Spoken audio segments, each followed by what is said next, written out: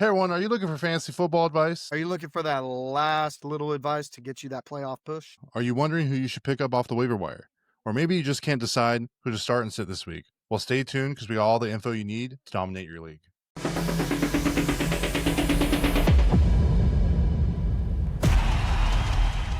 everyone, welcome back to Encinas Unfiltered. We are informed, unfiltered, and unmatched. If you haven't already, please like and subscribe. Happy Thanksgiving. It is our Thanksgiving episode.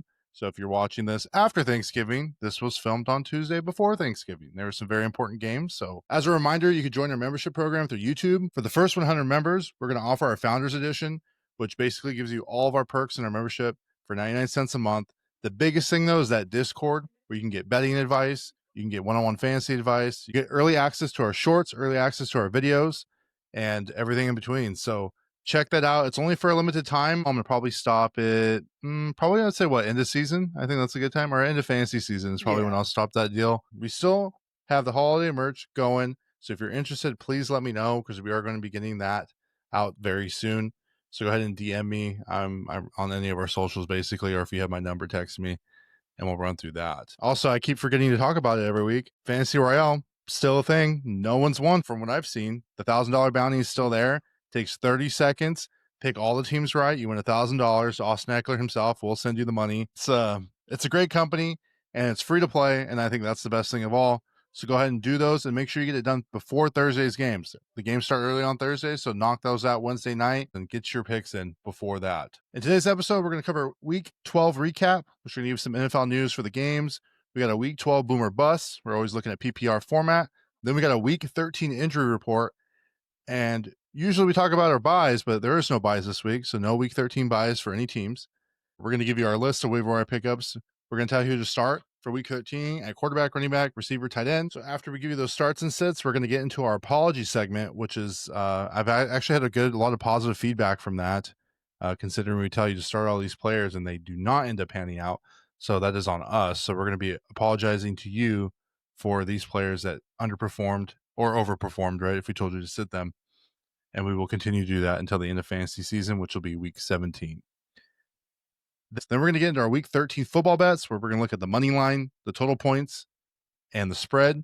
And then at the very end, we're going to get into our NFL hot takes. All right, let's just get right into it. So Week 12, I'm going to kind of go through the games real quick, kind of give you the recap. So Houston beat Buffalo 23-19 Thursday Night Football. What do we take away from that game? Josh Allen sucks playing away. I mean, we've heard it all week. We said, Buffalo can do it. Yeah, and everyone on Fantasy Royale thought Josh Allen can do it, except for two people. Well, those two people were right because Houston beat the Bills, and we'll talk about Buffalo here a little bit later in the hot take section because I got a lot to talk about. Yeah, next. Help. Yeah, man, I agree. And Keon Coleman needs to actually see the field and stop missing meetings if we're really going to talk about it. Oh, it's ridiculous. And then Baltimore beat the Jets 23-10. I mean, that's not really a surprise, but the biggest surprise is Lamar's come back from injury and is playing like shit. I put bad in my notes. No, he's been playing like shit. It's not even ass. He's playing like garbage. He's playing like shit. I actually, in one of my leagues, I put him on the trade block. I'm over it. Well, in our league, the trade block's done, or the trading's done, and this I have is Lamar the in last my league, week. So. This is the last week. I'm actually hoping. I'm gonna try and work some magic here, see if I can get something out of him. Well, I'm hoping he does well against the Bengals, considering Burrow's coming back, and it should be a shootout. So that's what I'm hoping for. Chiefs came back and beat the Colts in OT 23-20, and we're going to talk about that a little bit in the hot take section as well. Yeah. Some of the repercussions and what our thoughts are on the Colts. Yeah. Seattle beat the Titans 30-24. I mean, the Titans were basically getting crushed for the most part, and then the Titans decided to make a comeback. From a fan perspective, it was good to see because now I'm watching Cam Ward evolve right now. So it's really nice, and I've had faith in him the whole time. So this is really nice to see. Well, I think as a Titans fan, you definitely want that number one pick. Obviously not for Mendoza, but maybe to trade back or, you're not really playing for anything this season. So I think at this point. It's definitely to try and get him a weapon. I've now changed my first overall pick now. I want either a wide receiver or an offensive lineman. Still O-line. Well, I think you guys actually might trade down is what I'm thinking because why not if you can to get something for him? I mean, if there's nobody worth it, then get the draft capital. I mean, next season too, the Jets own every single pick. So yeah, they have a lot of picks. Yeah, a whole lot. The next game is Green Bay beat Minnesota 23-6. I don't think many people are very surprised about that. Just what we took away from that game, JJ sucks. And not Justin Jefferson. We're talking about JJ McCarthy. I've been saying it for the last 2 years. It's He came almost from like a we run called first that. team. And yeah, he came from a run first team in Michigan. Didn't really throw the ball a whole lot. And Kevin O'Connell, you think that anybody you can plug and play into the quarterback position and make that team good? Well, I think this kind of answered the question. I don't think so. They probably should have stuck with Kirk, should have stuck with Sam, or they even had Daniel Jones there and they let them all go. So I don't know what they're going to do next year. We'll talk about it a little bit later, but I believe Kirk Cousins is getting cut. Is that maybe a possibility? We'll save that for the hot take section, but maybe some things just to think about while you're listening to the episode. Next, Detroit had to come back against the Giants in overtime, 34-27. Winston I is have a the lot new to talk about this, Fitzpatrick, bro. dude. I have a lot to talk about in the hot take section when it comes to this game specifically.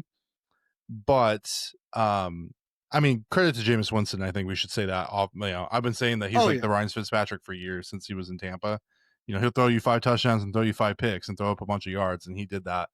This week he was the number 1 fantasy quarterback, so not very surprised by that.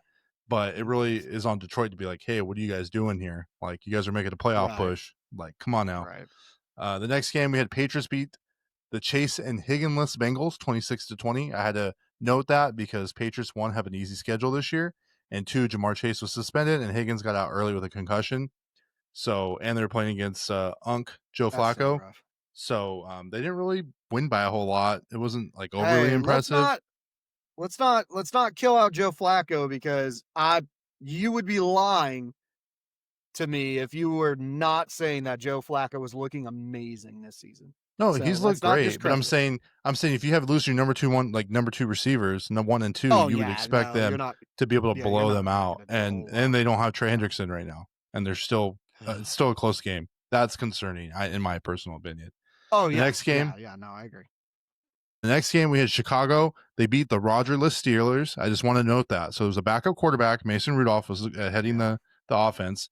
They only won 31-28. It was a back and forth showdown. It was a great game. Don't get me wrong, but they're against a backup. Right. So I think that needs to be noted because take that for what that is. Yeah, that's we'll talk about like a lot of these things are setting up our hot take section, but I just want to kind of put these thoughts into the audience's head. So if you want to go to the hot take section, you can click the timestamp now and goes directly there. But I'm kind of just getting the juices flowing for the rest of this episode here, so you can kind of go to the end and see what we got going on there. Then the Jags beat the Cardinals 27-24 in overtime. Surprising, but that offense is very good right now with Michael Wilson, Jacoby Brissett. That's another team that might make the playoffs. It just doesn't make sense. It's weird. I don't really have a whole lot to say besides I'm surprised it went into overtime, I guess. This is a fun one, and I know the boy H, I wish he can be on today, but he's working. Cleveland beat the Raiders 24-10. I mean, I called that. I wasn't surprised. Like, I kind of saw that coming. Just Cleveland's defense. Dude. Well, Vegas had them as underdogs, and I was like, no, their defense is better than the Raiders' offense. So I'm taking Cleveland all day. Sanders had his first career start. I wouldn't say he put up crazy numbers, but at this point, he is named the starter over Dylan Gabriel, and Dylan Gabriel is cleared. So that was interesting. I didn't think that was going to happen. We talked about it last episode where we thought that was a possibility, and we will definitely, trust me, I'll be all over that hot take. I will be all over that. Yeah, no, for sure. And then I was going to save his stats for later, but I'll just kind of give it. So he got the start and didn't do well besides a couple yaks, which is yards after the catch. He had one big throw for so the yak was 66 yards as a pass to Hampton, like a dump off, and he ran 66 yards, so yak. Yeah. And then it was a 52-yard throw to Bond. So I'll give him that. He had a nice looking throw. Isaiah Bond, he didn't exactly get a touchdown. Junkins ran it in, but that was a great pass. But he only went 11 for 20. Should have been a touchdown, though. I agree. Give him that one. I agree. But he went 11 for 20 for 209 yards, a touchdown, and an interception. So they're still in that 200 range. It's just not looking great. A lot of Wildcat I saw in that game with Judkins. I have no problem breaking that down. Yeah. So the whole point I'm making is that 2 plays accumulated for more than half of his yards. So I just wanted that to be known, especially if H comes on next week. So we had Cleveland beat the Raiders, and then the Falcons beat the Saints 24-10. I was surprised, honestly. I thought the Saints could get it done with Shuck. I was wrong. Kamara got hurt. I mean, it is what it is. Yeah, Cousins that's did well, rough. though. I'll give it to him. He threw 2 touchdowns. Cousins did well. We'll talk about him a little bit later. The Cowboys, this, right on the topic of the delusional Cowboys fan. The Cowboys came back down, had a comeback. They were down 21-0 and they beat the Eagles 24-21. Mind you, they were in Dallas, so not a big surprise. They usually play very well at home. Right. We'll talk about that more later. It's just more of like they're going crazy right now, thinking they're going to make the playoffs. They're going to go to the Super Bowl. Cowboy fans, I know that was your Super Bowl against the Eagles. You guys need to calm down. Okay, I mean, it's a long shot. Like, good team, just not getting it into practice. Like, bad ownership. You're not bad putting ownership. it on the field. Yeah, 100%. Yeah, that's what it is. Next, then we had Sunday Night Football. So the Rams literally destroyed, and when I say destroyed, I mean annihilated the Bucks. Like, it was not even a contest. 34-7. Yeah, Baker got hurt, injured. but Baker wasn't really doing much anyways. Yeah, in it my wasn't personal going opinion. to change anything. The Rams just kind of showed that they were the best team in the NFC, in my opinion. The one thing that I'm kind of noticing is that it does show the value. Maybe not so much of Bucky Irving. Maybe it could be, but it shows the value of Mike Evans. That even at his old age, even at the age that he's at, he still matters. He still makes a big difference. I think Mike Evans is just one of those guys. He's had consistent 1,000-yard seasons. Obviously not this year with the injuries, but he's very prominent for that team. Obviously, Baker's a big catalyst in that too, and you have to have a run game in order to set up the pass. Godwin's been out all year, just barely came back. Teddy Bridgewater is the next guy to step up, so we'll see how well he does. He's got the talent around him. I actually don't hate it. I don't really hate it, to be honest. No, I thought he did fine. He played safe. Like, he did the best that he could with what he had. Baker Mayfield wasn't doing anything, so how are you going to expect Bridgewater to do anything? Honestly, I don't know if they win the NFC South if Baker's not there. So I wonder if the Panthers are going to slide in that spot, or if the Falcons make some miraculous comeback and just figure it out. I guess I don't know. That division's literally up for grabs, in my personal opinion. They got plenty of football still. The last game we had Monday Night Football, the Niners I wouldn't say destroyed. The Niners beat the Panthers 20-9 via Brock Purdy's 3 interceptions, which I will be apologizing for later in the segment. I will say, mind you, before the game started, I was talking to some buddies in Discord, and I was telling them how much Brock Purdy is ass, and I've kind of been saying it for years. And then, this happens every year. I do it once a year. I go, you know what? I'm going to hop on the Brock Purdy train. I'm going to go for it. I think he'll do fine. And then he shows me this. And I'm just like, that's why I don't own his jersey. It's kind of just like, I don't really care for him. He's proven that he's $55 million too much for that team. All right. Next, we got our Week 12 Boomer Bust. We're looking at the PPR format. Boom. I kind of said this earlier. Jameis Winston, 33.24 points. Number 1 quarterback this week. Jalen Hurts, 30.86 points. Dak Prescott, 28.06 points. And Xavier's boy, Cam Ward, 23.94 points. Good side this time. Look at him. He finally made the boom list. He was on the bust list every week. They grow up so fast. Oh, man. Well, who's not a stranger to the QB bust list? JJ McCarthy, 2.48 points. Baker Mayfield, 5.54 points. Granted he was hurt, but still. Jordan Love, 7.06 points, and Lamar Jackson, 7.22 points. This guy. Oh. Yeah. If you could trade him away, because there's still possibly trades. I think in most leagues the trade deadline's probably gone at this point. No, this is the last week for one of mine. Yeah. I am trying to trade him for nothing. DK Metcalf at this point. I don't know if I do that. That's wild. Dude, I'm trying to get rid of this boy. Next, we got running back boom. So the biggest boom by a long shot, Jahmyr Gibbs, 55.4 points. Wild. I want to talk about Gibbs. Because I despise Gibbs. I have never wished an injury on anybody. Like, I hope that boy stubs his toe at 2:15 in the middle of the night. Every single time I go against this man in fantasy, this is what he does. Every single time. I had to go against him twice in 2 different leagues this week, and I still pulled out wins. Don't tell me how. I don't know. Apparently I sacrificed a football to the football gods, and they graced me with a win, which might have, hurt somebody else's playoff chances. But We're okay. yeah, all in all, Gibbs, I really hope you stub your toe, like really bad.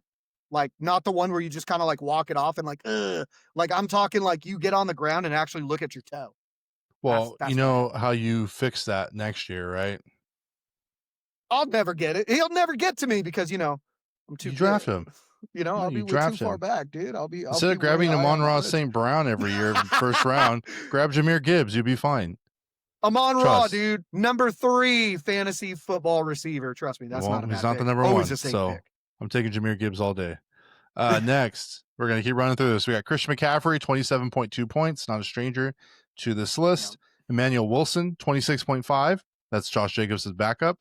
Good for him. And Ashton Genty, that's also my bad. I'll tell you that now. 24.8 points.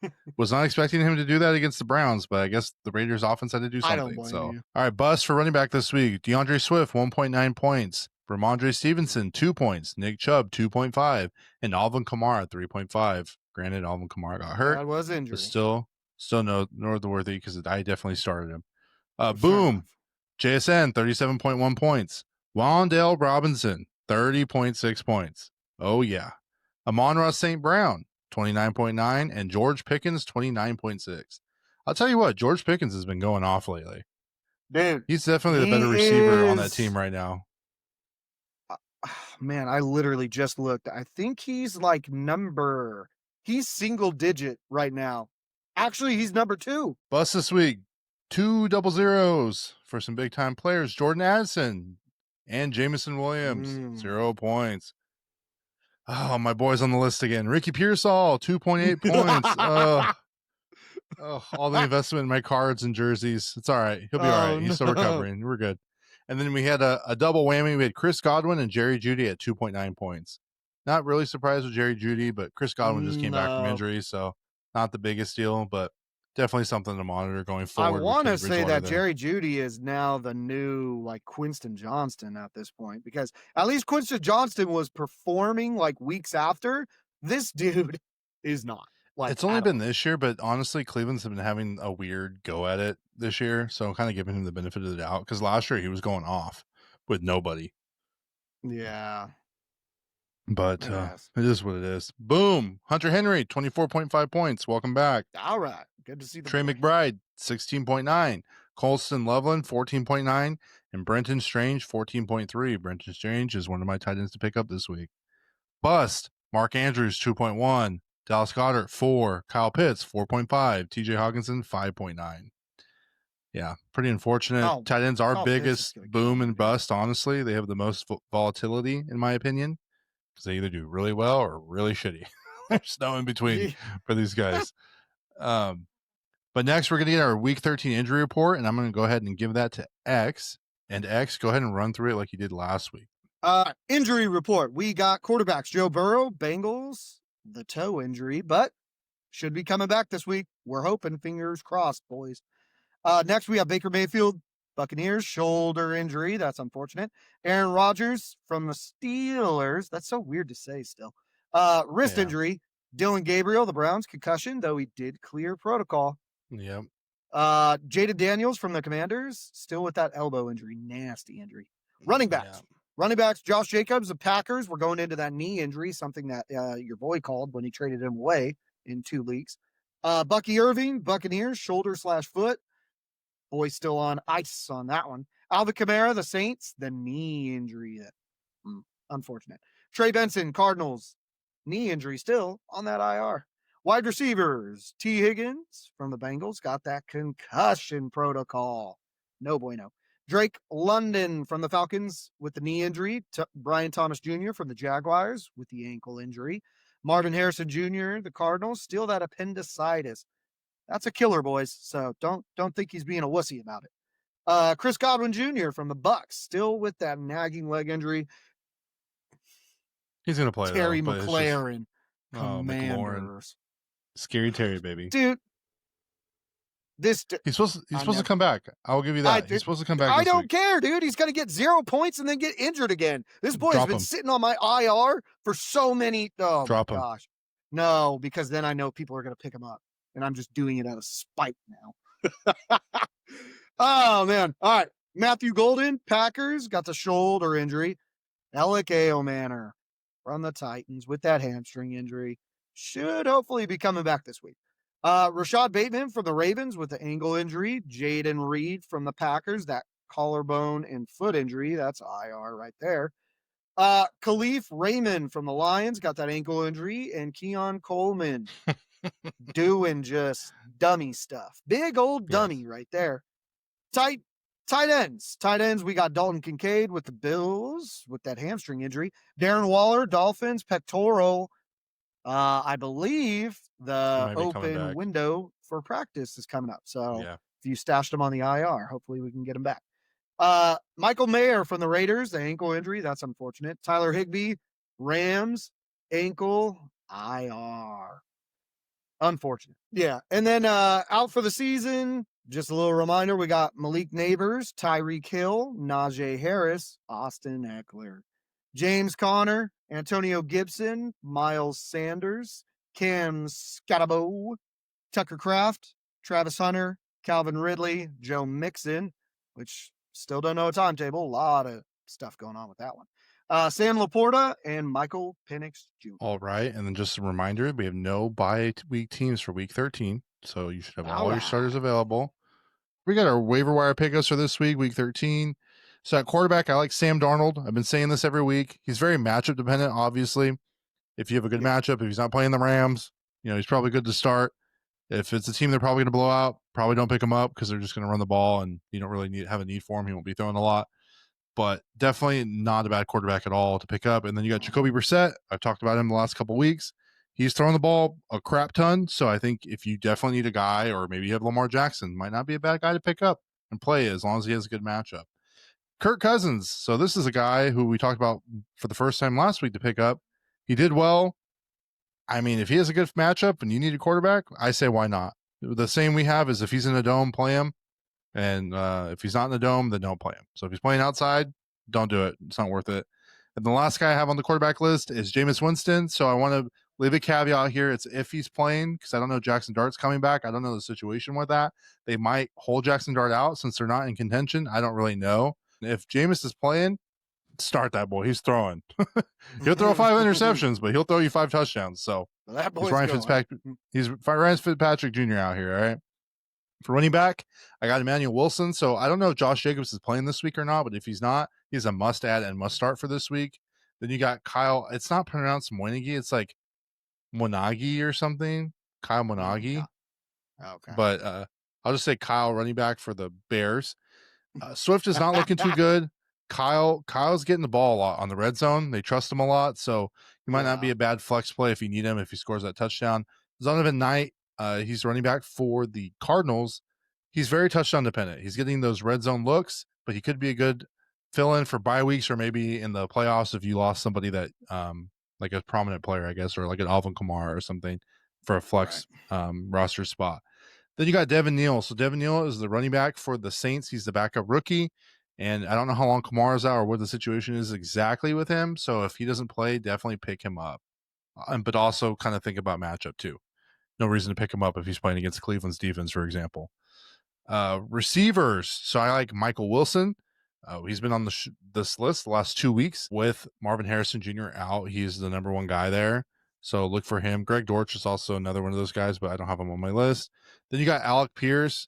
Alec Pierce has really emerged as like that number 1 guy in Indianapolis right now. Obviously, Pittman's still there and Jonathan Taylor's still there, but they're giving him a lot of looks, and he's been putting up consistent double-digit points, so you should absolutely roster him and start him.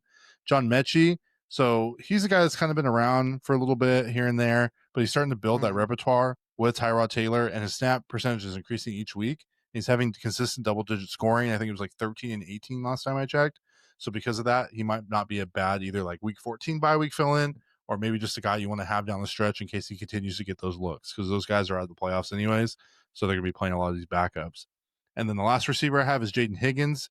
He's the rookie for the Texans. He's been getting a lot of looks, even with Nico there, and even with Christian Kirk coming back.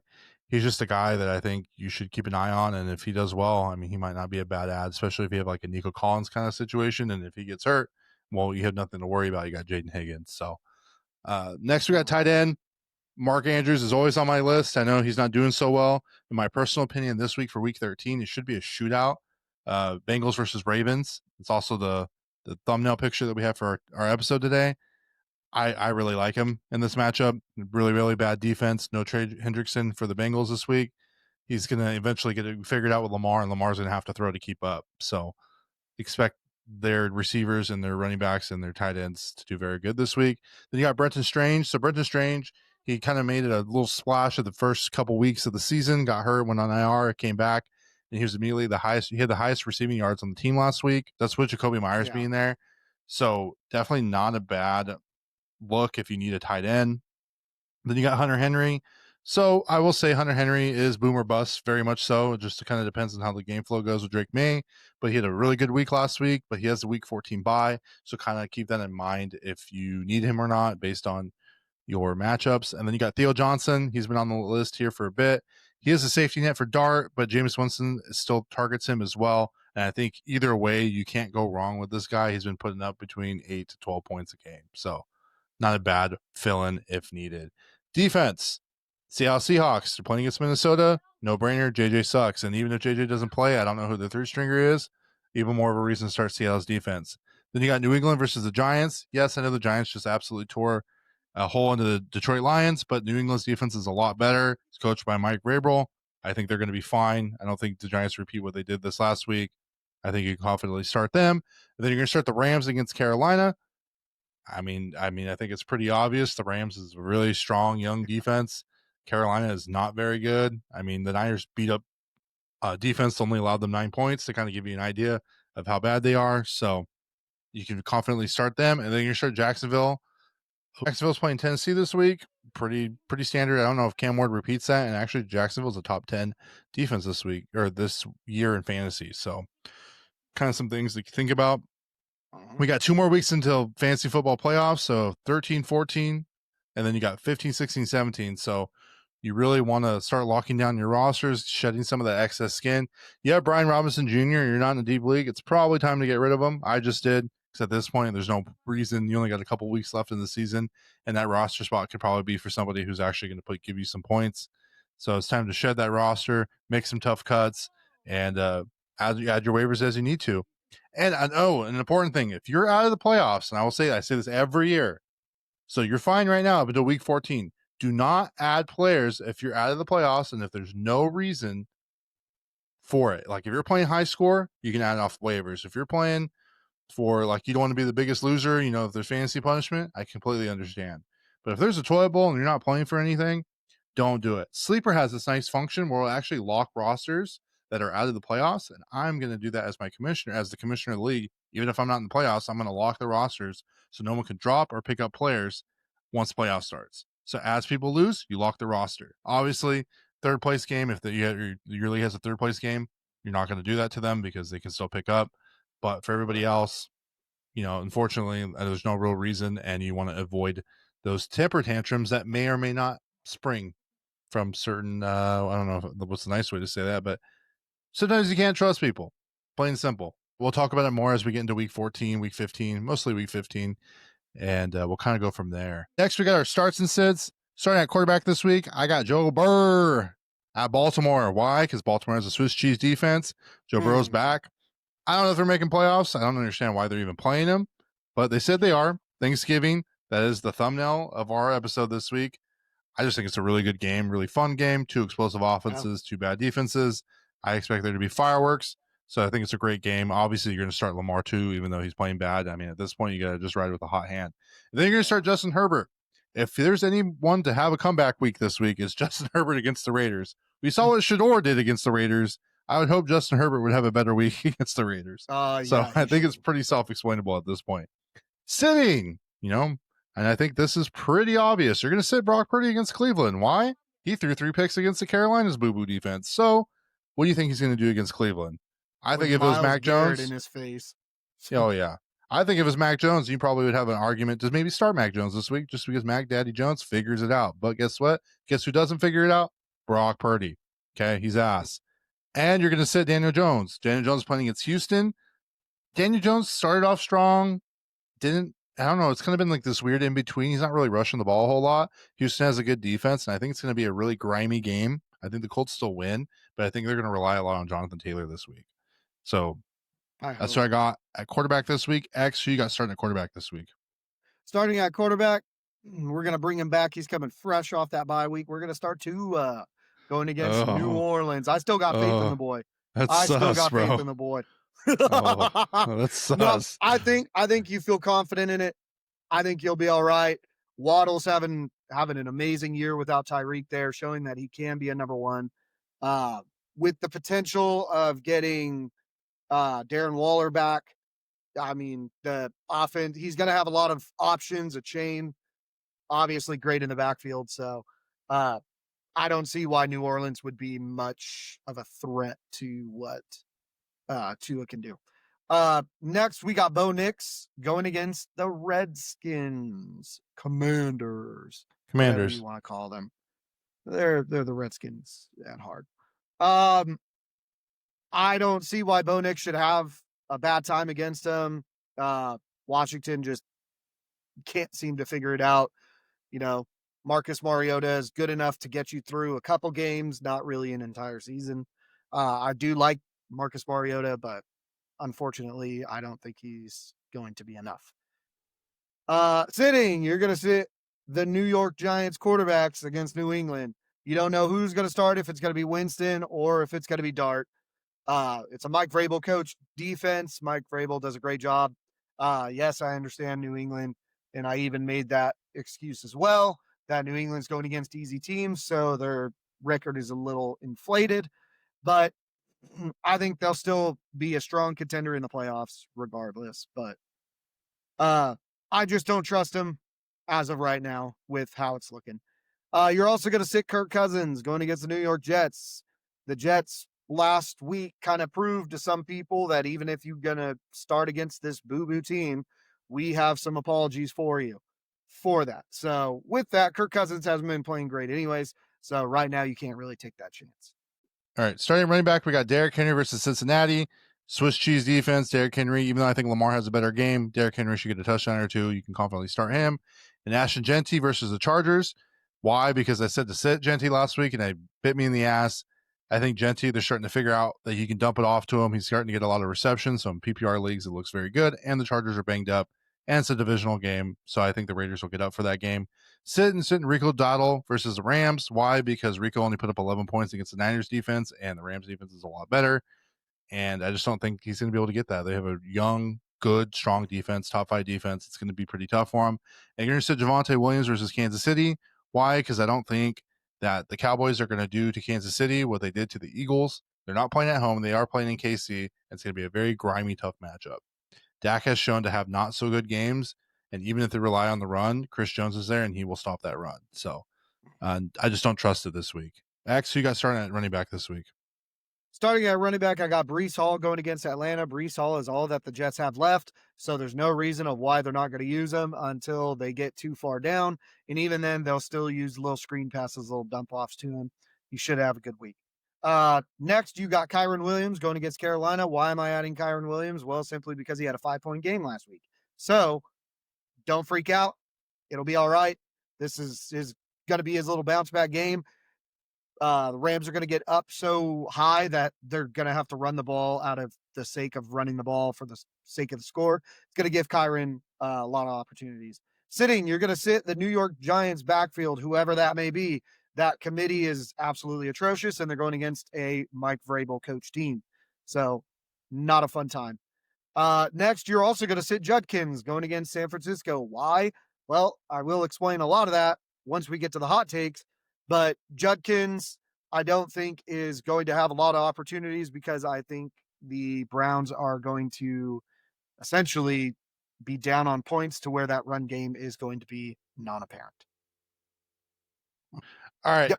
Next, starting at receiver, I got Zay Flowers versus Cincinnati. You see the theme here with the Ravens and Cincinnati players. I think both offenses are going to do very well. Zay Flowers is not. Oh, itchy. Sorry. Zay Flowers has not been doing so hot lately, but that's because Lamar has not been doing so hot lately, or Lamar hasn't been playing. But I think he has a way better matchup this week. And then you're going to start Chris Olave. Never thought I'd say that in fantasy football ever. But he's Yeah. playing against Miami. Miami's team is not very good. But Chris Olave still puts up double-digit points. He is the most Yep. consistent receiver. When he's healthy, he's playing. So, and he's doing well. So I really like him. You're sitting Justin Jefferson against Seattle. And I know that if we probably would say this at the beginning of the season, people would be like, you're crazy. He's the number one receiver, blah, blah, blah, blah, blah. No, his quarterback's JJ McCarthy. And if JJ doesn't play, I couldn't tell you who the third string quarterback is because Carson Wentz is out. So it's not looking good for him. I don't like it. You're going to sit him Seattle either way, regardless. If you have another option, don't play him because I don't think he does very well this week. Yeah. And then the last guy I have is Tator McMillan versus the Rams. McMillan did okay. He had a couple drops against the Niners. The Rams have a way better defense. And I will say this consistently, and that's coming from a Niners fan. The Rams have a better defense, and they didn't do very well against the Niners. What do you think is going to happen when they play the Rams? So if you can look at other options, please do. But I just do not trust it this week. X, who you starting at receiver this week? Starting at receiver, you got the boy George Pickens going against KC. You should be starting George Pickens every single week if you have him. That was probably a solid late round pickup for everybody. George Pickens is actually the number 2 wide receiver in fantasy, which is amazing. So that's good stuff there. Going against KC, I don't see why his production would stop at all. Next, you got Jacoby Myers going against Tennessee. That's writing on the wall right there. Tennessee, their defense is actually good. It's just overshadowed. No, it's overshadowed by a crappy offense that just puts them in bad positioning. So Jacoby Myers should be poised with a good matchup and a good game. Next, you're going to be sitting Michael Wilson going against Tampa Bay. I know he's going to be a solid pickup, maybe a little bit more down the stretch. This week is just a little bit of a tough matchup. I think Jacoby Brissett is throwing the ball. He's going all over the place. He's just a wild madman back there slinging footballs, and all the more power to him. There could be the possibility that Marvin Harrison Jr. comes back. That's always a possibility at any point. So if that is the case, we might start to see that production go down. And Tampa Bay has a lot of pent up anger and revenge that they need to take out. And I think Arizona is a good opponent to do that too. Next, you're going to sit Stephon Diggs going against the New York Giants. Why? Because the New York Giants are going to have to pick run or pass. I would pick pass. So Stephon Diggs shouldn't really be able to do a whole lot. I think he'll be enough to be a possession catch, but I don't think he's going to get more than 10 points going against this matchup. All right, starting at tight end, we got Juwan Johnson at Miami. Why? Because Juwan Johnson is figuring it out. Tyler Shuck throws it to the safety net. Miami's team's not very good. And I've said this earlier, and I'm going to say it again. You're starting Brenton Strange at Tennessee. Brenton Strange has been that guy before he got hurt, and now after that he's hurt, that has gotten the most looks, gotten the most yards, gotten the most targets. I really like him as a tight end going down the stretch. Obviously, if T-Law gets hurt or if things change, then, I take it back, almost immediately. But I think for bye week fill-ins, Brenton Strange might not be a bad pickup. Sitting, this is going to be hot. I'm sorry. You're sitting Tyler Warren this week against Houston. Tyler Warren's been a lot of hit or miss. I think that's going to be a grimy game. I don't trust the Colts to throw the ball a lot. I mean, Daniel Jones has looked okay. He doesn't look great. He's not like the Daniel Jones of week 1 through 6. So I think you kind of just need to be cautious with it. And if you have another tight end, I would say maybe, if you have a Brenton Strange, I think he has a better matchup this week and might score a little bit more points. And then you're going to sit Kyle Pitts against the Jets. Granted, I do think Kirk Cousins will do okay. I don't think he does terrible, but I just don't think Kyle Pitts is getting the ball a lot. And it doesn't make sense. Literally, Drake London's hurt. All these guys are hurt, and Pitts is still not getting the ball. So I think at this point, you can't trust him, especially with playoffs on the horizon. It's not worth the risk. And that's truly what it is. He might do better, but it's just, I don't know if that risk is worth the reward on that guy. And there's better options out there where you can for sure get 8 to 10 points and not have to worry about getting a goose egg or 3 points this week. That's X, who you starting at tight end this week? Ooh. So starting at tight end, I actually got the boy Pitts going against the Jets. I have faith in the boy. I think right now I might be a little late to the party because I feel like everybody, every single year, I see all the memes all the time about Kyle Pitts, about why he can do good, why he should do good, and he never ends up doing it. So I might be late to the party, but I'm not giving up on him yet. And I have him in a league. So I'm putting it out in the ether, hoping for good things. Then I'm still sticking with them. You're going to go with Mark Andrews against Cincinnati. There is no reason why this should be a bad matchup at all. I was already pissed at the last one, but there is no reason of why this should not work. Like, this wouldn't even be a gamble just based off the matchup. I understand Baltimore's crap right now, but there's no reason. So, I agree. I'm sticking to that. Sitting, you're going to sit George Kittle against Cleveland. Why? You can shake your head all you want. Cleveland is going to get so much pressure. I'm gonna rebuttal as soon as you're done after your second set. That's fine, and we can have that discussion. But George Kittle is going to be sat. Why? Because you saw what Brock Purdy was doing, and that was against a subpar defensive line. You're now going against one of the best defensive line, a guy who is possibly going at this pace could break the single season sack record at this rate. So tell me why Brock Purdy, without pressure, was throwing picks, is now going to do better with pressure. It's not possible. George Kittle is not going to have enough time. This is going to be a good game for Christian McCaffrey to get those little dumps. He's not going to be able to go through his progressions to find Kittle. Next, you got Ferguson going against Kansas City. There's too many offensive weapons for Ferguson to kind of be relevant. There's some games where he's relevant and you could tell it's a part of the game plan, and there's other times where he's not, which is why I don't feel very confident starting him from this kind of stretch on. And this is also just a bad defensive matchup. Go ahead with your rebuttal as I annihilate it once you're done. All right. So I was talking about this at work a little bit today. So when you're playing against the Browns, I mean, yeah, their offense isn't going to do very well, even with Shador. I don't think, they're not nothing spectacular by any means. I'm not an offensive coordinator. I'm more of the backup QB guru. That's kind of my role, right? Kind of whisper things into existence when it comes to some of these guys, and it works out. But if I were the Niners looking at this game specifically, what am I not doing? I'm not running to the left side where Myles Garrett's at. So that's going to take out Christian McCaffrey. He's going to have to run to the right side. But he still has Mason Graham in the defensive tackle position there and Isaiah McGuire. So I'm kind of like, oh, okay, that might be a little tough. I don't think the run game is going to be a whole lot. Good thing Christian McCaffrey is a dump off running back with a lot of yak. So I feel confident that Christian McCaffrey will still do fine. When it comes to the passing game, what am I not doing? I'm not throwing to freaking Denzel Ward. I'll tell you that. I'm not throwing anywhere near Devin Bush. Okay. I'm not throwing anywhere near Rodney Hickman. So a lot of these guys, are going to be looking at Jawan Jennings, Ricky Pearsall. Like, I don't think those guys have good matchups. I'm still starting Jawan Jennings, but I don't really have a choice at this point because I'm not starting Jordan Addison. But with that being said, it's like, well, what are your best options against this offense or against this defense, I should say, because they're not going to give you a lot of time. You're either going to throw up the middle, you're going to run slant routes, or you're going to run crosses. That's kind of it. Or you're going to dump off to Christian McCaffrey.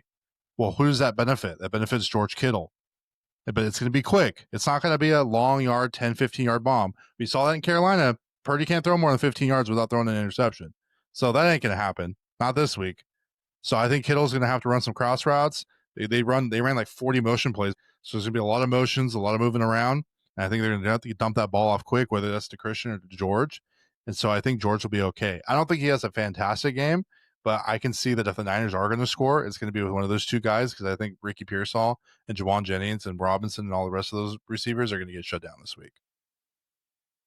I 100% disagree because, like I said, Purdy wasn't able to throw when he wasn't getting pressured, and now those little 3-step drops are not going to save him because it's not going to be enough distance for Myles Garrett to get in there and annihilate his soul. And even if he does a 5-step drop by that time, that middle linebacker is going to be able to cover him enough for all these little short slants, crossing routes, whatever it is he's trying to do across the middle. Those middle linebackers are going to be all over him. He's not going to have enough of an opportunity. And Brock Purdy was showing that even on the 3-yard line, he couldn't even throw the ball. So a lot of it isn't with Kittle himself. A lot of it is with the fact of how Purdy played against a crappy Carolina team. And I highly doubt that it's going to be any better against a crappy team with one of the best defenses, and especially defensive lines in the NFL. Do you think that Myles Garrett can beat out Trent Williams? And I think that's where the discussion should be going, because I do like I Myles Garrett. Myles Garrett is great. yes. Trent Williams is Even probably one of the best left tackles to ever play football. I know that's a here's the hot take, problem. but Yeah, no, I don't disagree. I love Trent Williams. Here's where I have the problem is that Trent Williams is not going to be able to handle Myles Garrett one-on-one every single time. And as a defensive coordinator, I'm not going to put Myles Garrett going against Trent Williams one-on-one every single time. You're going to see a lot of stunts on that defensive line where Myles Garrett's going to be crossing. He's going to be going against guards. He's going to be doing those types of things. He might, for the very beginning of the game, go against Trent Williams just to kind of gauge it, see how he's going to do. Trent Williams does fight through a lot of injuries. So it kind of be a test of two guys to see if Myles Garrett can play on that injury or whatever that is. But at the same time, as a defensive coordinator, you're not going to be putting your best defensive lineman against their best O lineman. It's just that's not what you do. You create well, stunts, you make that thing happen. And if that is the case, guess what you're doing? You're making Myles Garrett go one-on-one, and then you're going to blitz that middle linebacker. It's just going to absolutely annihilate Purdy. well, I'll give you some stats. Thank you to AI for this. Okay. So the Cleveland doesn't really move around Myles Garrett. I will say that. So it's not like that's Micah fine. Parsons. So Right, he that's will be fine. going up against Trent Williams. But the person who has Hence okay, why I I'll said ask you. stunts, though. Hence why I said stunts. Okay, So that there's only one defensive person. tackle's going to There's go. one person. I'm going to tell you. I'm going to ask you this question. There's one person in the league who has the highest win percentage against Trent Williams. Do you know who that player is? I have no idea. Myles Garrett. So that's benefiting you, but it's 31%. So 31% of the time he can beat Trent Williams. So can he beat Trent Williams? Yes, but granted, it's only at 31%. So yes, is he going to be involved? Like, is he going to be a key player? Absolutely. That's what I'm saying is I think they're not going to rely on a 5-second hold and throw. It's not going to be a deep throw. It's going to be all yak, receiver screens, running back screens. Like, they're going to be setting up a lot of stuff, weird runs, flips. I don't think there'll be any flea flickers or anything like that, but they're going to be doing a lot of weird stuff on offense because they're going to have to against this Cleveland defense. But in my personal opinion, I could be very wrong, but I think George Kittle will be okay. I think if George Kittle puts up 10 points, like you're happy this week. I think in all honesty, I think the way you're going, the direction that you're going is 100% spot on. There should be no reason of why he wouldn't do good because normally tight ends or running backs coming out the backfield are normally where you go, your safety nets, right? When you have that pressure. But I just feel like Brock Purdy, especially from that last game, is not showing that he wants to stand in the pocket and take that hit or do any of that and throw an accurate pass, make those quick decisions. That's my only concern. I think we're saying the same thing because I also agree that Brock Purdy doesn't want to do that. That's why he's going to focus on 3-yard dumps. Right, which is not why 5 yards. That's the only reason why I hinder on George Kittle. That's the only reason. Only reason. If you had Mac Jones in there, I would not be saying this. 100%. I would not be saying this. You're talking to the Mac Jones guy, so it's all good. I mean, I agree. I love Mac Jones. But I think we can agree to disagree on George Kittle. I think that was a good little discussion, but for sure, I think Sunday will definitely show us what is what. I'm not the offensive coordinator. It's Kyle Shanahan, obviously, because he calls the plays, but that's what I would do. If I was playing Madden against Cleveland Browns, that's what I'm running. I ain't running the ball. I'll tell you that. Next, to get into some defense here. And yes, I'm going to say this every week. No, I don't have a defensive graphic. I understand. You don't need to keep telling me I don't have a defensive graphic. Okay. I get texts all the time. Why do you guys want a graphic of D's? There's too many defenses. I'm not going to do that. All right. Yeah, all right. Nobody defense wants a this graph week. of D's. No, Okay. they don't. We don't got time for it. Okay. call it spade a spade. We don't got time for it. Maybe next year. All right. Starting defense. I got the Rams against Carolina. I kind of talked about them on my waiver wire pickups, and I got Seattle versus Minnesota. Two bad offenses, great defenses, kind of put two together. Sitting, this is going to be a hot take, but I think I'm going to sit Dallas Cowboys versus Kansas City this week. Don't trust it. I just don't trust it. The boy Angel's not going to like that. And even though I will say I think the New York Giants have been playing very well. I'm also sitting their defense at New England this week. I just don't trust it. I think Drake May has a pretty good game. So those are my 2 sits this week. Actually, starting at Okay. defense this week. Starting at defense, I'm starting Jacksonville against Tennessee for the obvious reasons. It hurts my soul, hurts my heart, but you know what? As you always say, Rod, call a spade a spade. That's So right. you're obviously going to do that. Then you're going to start New England against the Giants. I know that might be kind of scary because of Winston, right? Winston doing Winston stuff. Feel confident. It's a Vrabel coach team. Feel confident. If New England was available in my leagues, I would take them. They're not, unfortunately, because everybody else thinks the same thing. Sitting, I'm going to do the opposite of what Rod said. You're going to sit Minnesota against Seattle, right? Rod gave you all the reasons of why you need to start Seattle against Minnesota. Those are pretty much the same reasons of why you're going to sit Minnesota. Then you're also going to sit Baltimore against Cincinnati. Baltimore should not be in anybody's defense. That should be on the waiver wire all year long. Nobody should be touching that. Nobody should have been touching that from the very beginning. I still see Baltimore's defense getting thrown around here and there. And it's so weird that I watch them lose every single week. So it's kind of weird.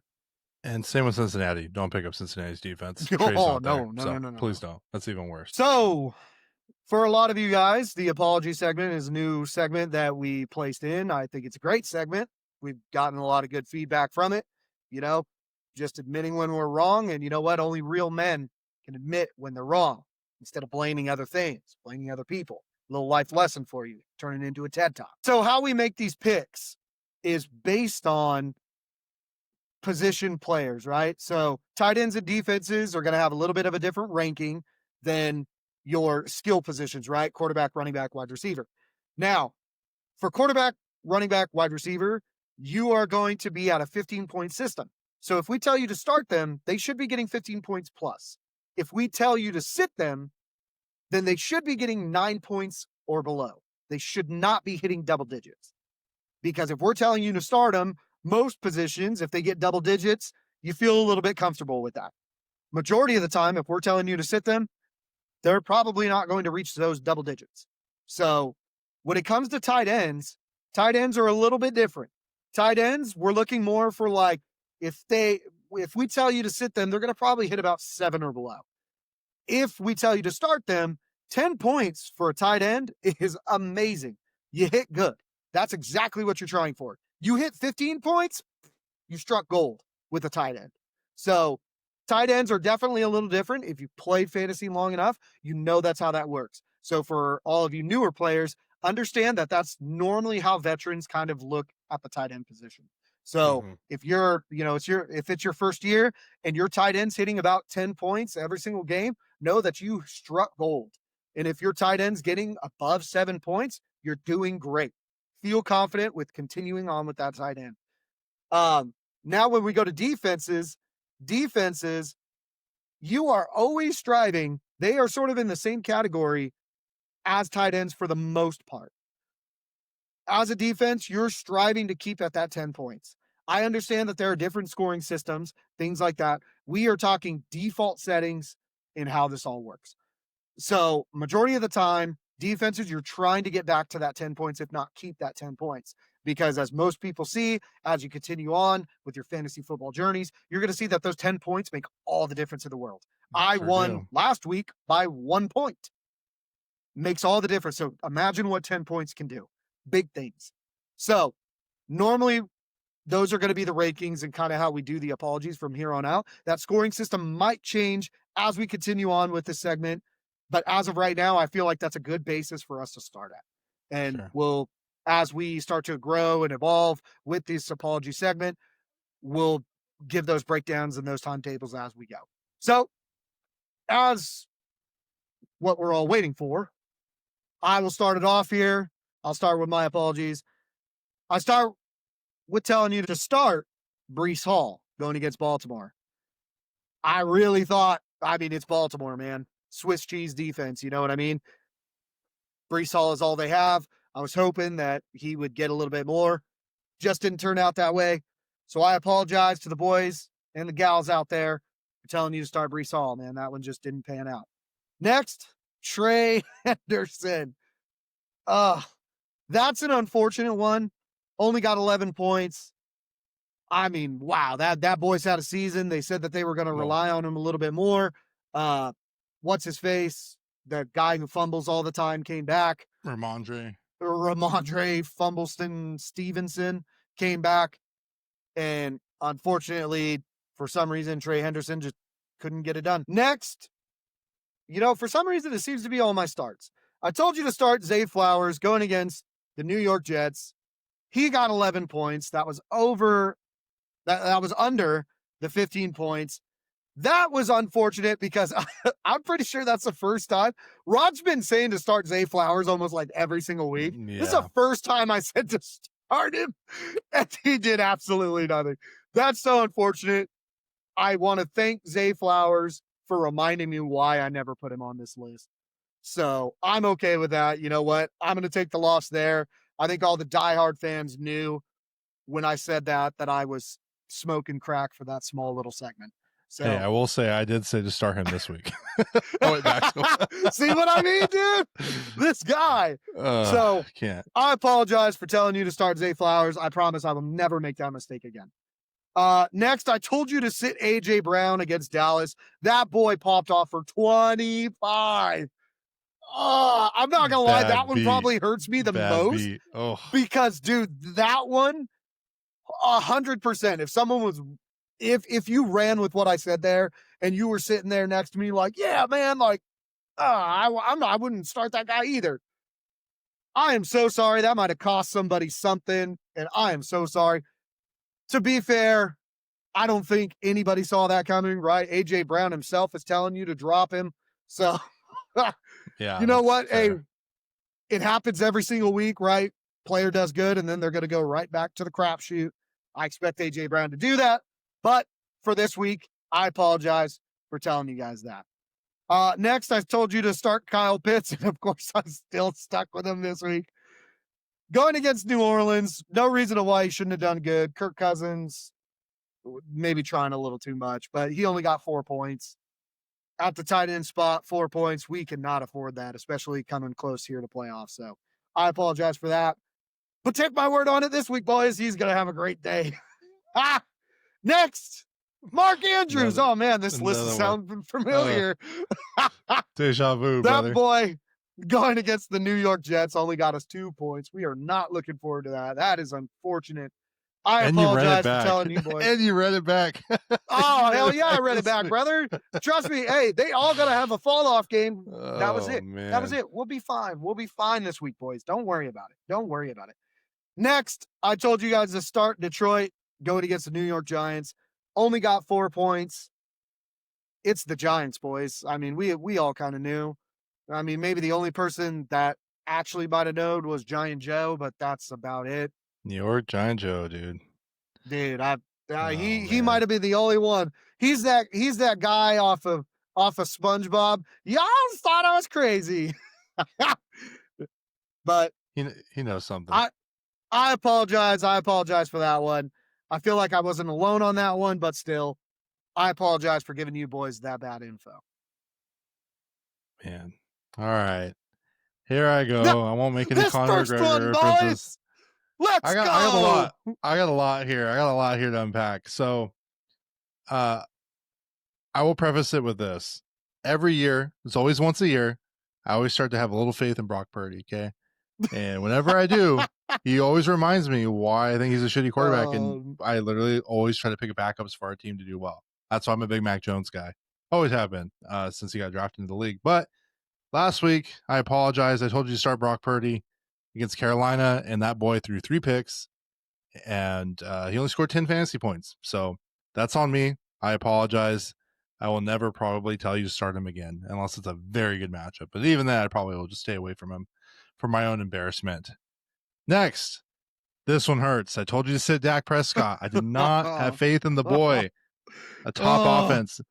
But I forgot they were playing at home, and when they play at home, they do well. So that's on me. Yeah. And you'll see that a little bit later. He scored 28 points. So I apologize for that. That's on me. And I hope you did not listen to me last week. Next, I told you to sit Patrick Mahomes against Indy. I mean, granted, it was against Indy. I thought it was going to be pretty grimy. It was grimy, but he scored 18 points. So he was very viable last week. That's on me. I apologize. Next, there's a lot here. You buckle up. Told you to say Ashton Genty against Cleveland. I think that's fair, though. I think that's a fair one. I still would, if I would have had him, I would have sat him. I stand by that one. But Raiders said, hey, maybe we should throw this guy, and he got a lot of PPR points. Yeah, the Raiders, Tom Brady was watching the podcast and was like, hey, look, boys, we need to make Rod look dumb. Yeah. We're gonna push Genty hard. Let's definitely chalk it up to that. Tom Brady is a listener. Yes, we will say that. Add that for the clips. Well, Genty scored 24 points, made me look dumb. That was pretty bad. This next one, I think, is probably not the worst one, but still pretty bad. I told you to start Jameson Williams against New York Giants. Yeah, he put up a fat 0. Big goose egg. The wife was not happy with that one because I'm the one who told her to start him. And she's like, you said to start? I go, I understand. But some boy was really happy that she started. Yeah, that was on me. I would, if it was back all over again, I would have still started him because I think he had a favorable matchup. I still would. Unfortunately, it didn't happen. This next one's the big one. I told you to sit George Pickens against Philly. Put up 29 points. And I want to give you some insider info. I did not sit George Pickens on my team. I didn't either. I did not take my own advice, so I apologize if I told anybody that or if anybody listened to that. I just really didn't think they would do it, but I forgot they were in Dallas, so that's on me. So I apologize for that. Next, I told you to start Travis Kelce against Indy. He only put up 8 points. He did not do so hot, so I apologize. He was kind of viable, but it's not in that threshold. You want him at least to get 10 or more, especially him being a bigger name tight end. I would say you could probably put him in that positional. Hold on, didn't we say 7 points? We did, but Travis Kelce's a prominent tight end. He's like a Laporta. He's like a Browers, a Warren. I put him in those upper end. Travis Kelce was getting drafted in the first round. Let's not forget. Not this year, but just in general. So I feel comfortable with apologizing about him because he is a higher end tight end that people do grab early. All right. Like if it was Brock Bowers and he didn't score 15, I would apologize for that because he should be getting those kind of numbers. That's fair. He's a receiving tight end. And the last one I got for you, I apologize for telling you to start Seattle defense, which I'm doing again this week. So I'm running it back, but against the Titans, and they only got 4 points. So I apologize for that. I don't think we saw that happening, and I definitely don't see that happening against Minnesota and a backup quarterback. So I think you'd be comfortable in doing that. So I apologize. I hope you like this segment. We will continue to do this. Let us hope that our picks get better and that we don't keep running back with the same players and having the same result because I see that happening next week. Yes. Please feel free to give us the feedback back. Maybe we can make this a little better. Maybe you're like, this is the dumbest segment I've ever seen. Give us the feedback. It was mostly positive. It was actually very positive. But anything to help, anything to make us better on any of these segments, please feel free. Absolutely. So we got week 13 football bets. Looking at money line, over, under, and spread. First game of the week on Thanksgiving, we got Green Bay versus the Lions. The Lions are favored by -2.5. They are playing in Detroit. The total's 48.5. Give me the over on that, just because even though it's divisional, I like the over. I think it's going to be a high-scoring game. And I'm taking Detroit at -2.5, and I'm taking that money line on the Lions because I don't think the Packers can get it done against the Lions, and I think the Lions defense figures it out. Green Bay's offense does not look good. X? I agree. Next game. Hold on. Another turkey game. 1 second. Okay. Oh, no. We lost the camera again. So the next game on Thanksgiving, we got Kansas City favored by 3 against the Cowboys. Oh, the Cowboys are playing at home. I was wrong. I thought they were playing in Kansas City. The total's 52.5. I'm going to go under on that. I don't know if they score that much. Personally, I'd stay away from this game, but I'm taking the Chiefs. I do alternate point spread at 2.5. I think the Chiefs can get it done. Really? I actually think the Cowboys got it. Cowboys have such a good team. They've just been so weird lately. 52 or what is that? Yeah, that's 52.5. 52.5. I'm going to actually say it goes over. I think the NFL script is going to watch us a shootout. And oh man, pretty sure you got the boy Post Malone on that halftime show. Let's go, boys. All right. Next game, the last game for Thanksgiving, we got Cincinnati Bengals versus the Ravens. The Ravens are favored by 7. I would do the alternate point spread of -2.5 or -6.5. I don't like the even number of 7. I don't think that's good for the bettors. The total is 52.5. I'm going over on that one for sure because their defenses are not so good and their offenses are great. But I think Ravens will win by 2.5. So by a field goal. I just think it's going to be a shootout. I don't trust it. Yep. X. That's All fair. right. I agree. Next game, Friday. Oh, we got a Friday game. Okay.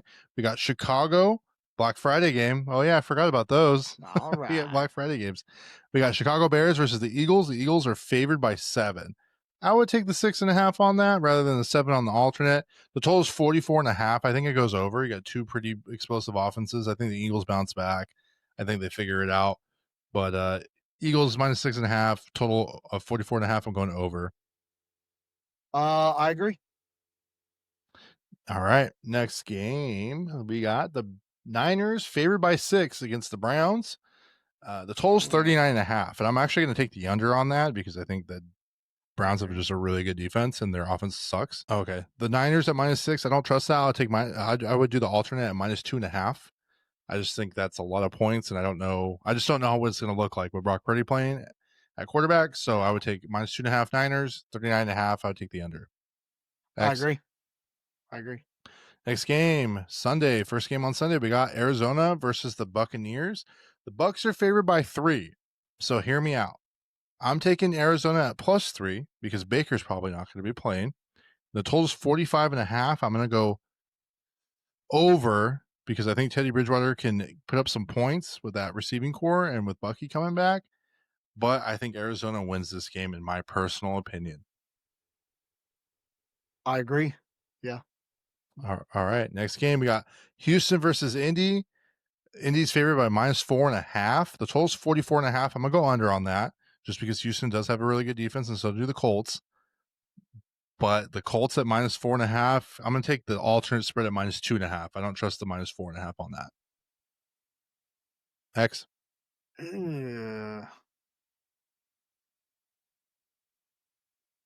Yeah. Okay. I'll buy into it. I'll agree. All right. Mm, Next game, we got the that one's a Saints weird one. versus the Dolphins. Yeah, that is definitely a weird one. Next game, we Yeah. got the Saints versus the Dolphins. Dolphins are favored by 6. I'm changing that point spread to -2.5. You can't trust these 6-point games. Miami gets weird sometimes. The Yeah. total is 41.5. I'm going to take the over on that because both their defenses are not very good. I think they both can score, but I'm taking definitely Miami at -2.5. X. I agree. Next game, we got Atlanta favored by 2.5 versus the Jets. I like this. 2.5, perfect point spread. That's what we like. Yeah. It's a field goal. I think Atlanta can win against New York. The total's 39.5. I'm going to take the under. Atlanta still does have a decent defense, and people forget, pretty underrated. So that's what I like for that game. X, what do you think? I agree. I agree. All right, 100%. next game. We're agreeing a lot here. I know. Next game, we got Jacksonville favored by 6.5 versus Tennessee. Nope, taking -2.5. Jacksonville. Don't trust it. That is a trap game for Jacksonville, written all over it. Yep. The total is 41.5. I think it goes under though. Yeah, I agree. Yep. Next game, we got Los Angeles Rams favored by 10.5 versus the Panthers. That's a trap. I think you take -6.5 instead of -10.5 on that game, just because you never know. The total is 45.5 though. I think I'm going to take under on that because I'm not sure if the Panthers put up a lot of points. If they lean on Dowdle, it's possible. But The Rams have a good defense, man. That's the only problem. I don't know. I think Dowdle's good. Yeah. Okay. All right. You've convinced me. All right. Next game, Minnesota versus Seattle. Seattle is favored by -10.5. The total's 41.5. I'm so confident in this game. I think you can move I it up agree. to -13.5 and be okay. Yep. So earn yourself some extra money, go -13.5 on that. And I think it goes under. It's at 42. I actually think it goes over. Really? With a Yep. third string quarterback? Yep. Okay. Next game, Buffalo Bills favored by 4 against the Steelers. Nope. They're playing against Pittsburgh. You know what? Hot take here. I'm taking the Steelers at +4. And I'm taking the over. The total is 47.5. I'm going over on that. I cannot trust Josh Allen right now, playing anywhere but home. And he's proven that he can't win away right now. I don't trust it. I'm not going to bet on this game, but if you were, I would take Pittsburgh at +4. I am doing the exact opposite of everything you just said. I think you're smoking Well, crack just right now. just so you know, a +4 means that the Bills can win by 3 and it would still be okay. Yep. Okay. All right. Next game. We got the Raiders versus the Chargers. Chargers are favored by -9.5. I don't like that. You can't trust it. Raiders and Chargers get weird. It's a divisional game. I'm gonna go Chargers at -2.5. I don't know if I feel confident with a touchdown. The total's 41.5. I think it goes over. Just two bad defenses. Yeah, I agree. Okay, next game we got Denver versus Commanders. Denver is favored by 6.5. Let me move this up a little bit. Mhm. Denver is favored by 6.5. We don't want these guys right there. Okay. Denver's favored by 6.5. I think you can comfortably go 6.5 on this one. The total's 43.5. I'm gonna go under. I don't trust either of their offenses. That's Sunday Night Football, by the way. I agree. I agree. Last game, we got Monday Night Football. We got the Giants versus the Patriots. The Patriots are favored by -7.5. The total's 46.5. I'm going to go under on the total. I think both of those teams do have decent defenses. I think I'll take New England at -2.5. I just don't feel comfortable with that -7.5 or to go to 6.5 just because New York almost beat the Lions. That's the only thing that I have reservations about. What do you think? I could I I wanna buy into it, but I think you're all right with the 7.5. I think you're okay with that. I think it does go Okay. over. I think it does go over. Okay. All right. So hot takes this week, and they're going to be some of these are going to be questions based on how the games went this week. Do the Bills stand a chance in the playoffs with not being able to play away? Meaning, if they don't have home field advantage, does Josh Allen really have a shot in the playoffs? I'll let you go first. No, because I think now they're running into the same problem that the Chiefs are running into, which is Mm-hmm. no number 1. They have no number 1. Like a good enough number 1. Like I'm not even saying a true number 1. I'm talking like even Waddle type status. Like Waddle I wouldn't put as a true number 1, right? When you're talking true number 1s, you're talking Pukas, Jeffersons, Jamars. You're talking those guys. Devontae's. Even Devontae is literally a complete enigma. That dude's like in the Waddle status where he's like teetering on that like number 1, number 2, but Adams is so weird, dude. Like Adams is dimensional, like in the sense that he could be that number 2 if you want him to be. He could be that number 1 if you want him to be. It's so weird. He's so Him weird. and George Pickens are very similar this year. Dude, and I love them both, like hardcore. I love them both. I'm so happy that Pickens finally like got to a team. And I don't know what it is about the Steelers, dude. Like normally the Cowboys do it too. Like the diva really comes out, but for some reason, dude, Pickens is like staying out of the way. He's staying low profile. He's not saying wild crap. He's not doing outlandish stuff. Like he's literally Well, just sticking to the script, low underneath the radars, lets everybody else do everything else. He's just, it's his contract year, so he dude, needs he's to. just there to So play. He's just there to play. right. But So back to yes, the topic at hand, though. back to the topic. Sorry, yo, dude, you brought up a good one.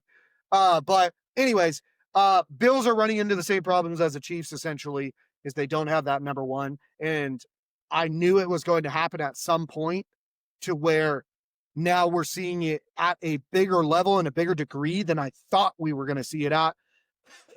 I really didn't expect it to hit like a meteor like this quick.